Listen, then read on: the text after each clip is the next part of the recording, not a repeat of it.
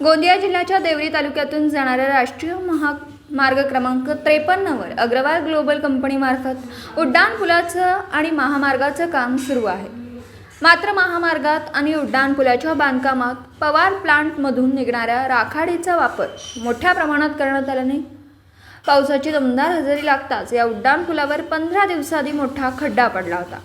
तर काल रात्री दमदार पावसाने जिल्ह्यात हजेरी लावल्याने नवनिर्वांचित उड्डाणपुलाची भिंत खाली कोसळली। मात्र सुदैवाने कुठलीही जीवितहानी झाली नसली तरी उड्डाणपुलाखालून जाणाऱ्या सर्व्हिस रोडवरील वाहन चालकांच्या बोनेटवर भिंतीचे गट्टू कोसळल्याने कार चालकांचं नुकसान झालं। तर गेल्या 15 दिवसात आलेल्या दमदार पावसाने अग्रवाल कंपनीच्या बांधकामाची पोलखोल केली आहे। दुसरीकडे मसूल कासा घाटात बांधण्यात आलेला उड्डाणपूल या आठवड्यात सुरू होणार असल्याची माहिती होती। मात्र उड्डाणपुलाची भिंत कोसळल्याने बांधकामावर प्रश्नचिन्ह निर्माण झाला।